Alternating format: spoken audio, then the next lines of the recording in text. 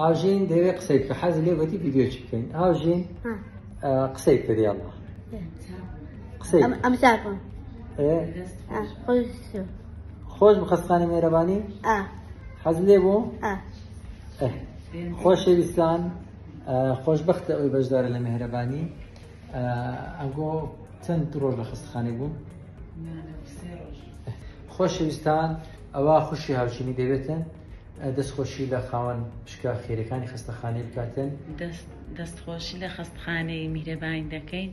مانگە کوسێ ڕۆژ بوو لێرە بوو، زۆر هاوکاریان کردین، زۆر ئاگایان لە هاوژینی بوو، دەستیان خۆش بخوا خێریان بنووسی.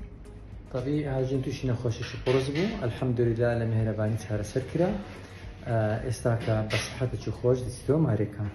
پێشەشی بەنایە خوای ئەم وەکو برایەکی هاوژینی زۆر سوپاسی خەستەخانەی میهرەبانی و دکتۆر دلێری دەکەین. بەڕاستی ئەمە یەک مانگی ڕێک لە خەستەخانەی بووین بەبێ بەرامبەر هەموو شتێکیان لە بۆ کردینە. دکتۆر دێر بە تایبەتی، دکتۆر سەنگەر، دکتۆر کاوا، دکتۆر محەممەد زۆر دەستخۆشیان لێ دەکەن. بە تایبەتی دکتۆر محەممەد مەجید بەڕاستی دەستخۆشیان لێ دەکەین. خەڵکانێک هەیە بەغەڵەت لەو خەستەخانەی گەیشتینەوە دەزانن هەموو شتەکان هەر بەلاشە. ئەو خەستەخانەش پێویستی مۆزەفی هەیە، پێویستی بە کارەبای هەیە، پێویستی بە ئاوی هەیە.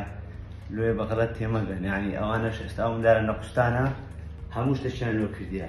پشکەکە خێرەش هەر ئەوەندەیە، لۆی ئەوانش هەر ئەوەندەیان لە توانایدا هەیە. یەک دینارمان نەدایانە لە ئەمەلیاتی، نە لە بۆ دەرمانی، لە بۆ هیچ شتێکی، هەموو شتەکان بەبێ بەرامبەر بووە.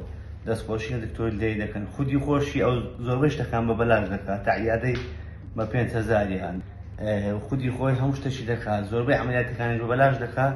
ئەجە خەرکانێک هەیە بەغەڵەت تێگەیشتە دەی ئەمە چوونە خەستەخانە بە بەلاش نەبووە، ناتوانن لە بۆ هەمووی هەر بە بەلاش لۆ ئەم دارانی نەقوستان، لۆ ئەم دارانێک کە فەقیرن، لە بۆ عامەتەی ناتوانن هەموو بکەن، چونکە تا خەستەخانەکە تاوا دوتا خێرخوازی ئینشاءڵڵا. دەستخۆشی لەوانە دەکەن کە پشتی خێران کردێ، ئینشاءڵڵا ئیدیکەش بەردەوام دەبن، چاو لەوان دەکەن، دڵنیا بن مادیونەکەیان بەلاش نابوو، بۆچی خۆی جێبەجێ دەکرێتەوە. باشی؟ چابووی؟ چابووی ئێستا دکتۆر. ئەوە هاوژین یەکێکە لە نمونەی ئەوانەی کەوا ئیستیفادەی کرد لە نەخۆشخانەی میهرەبانی.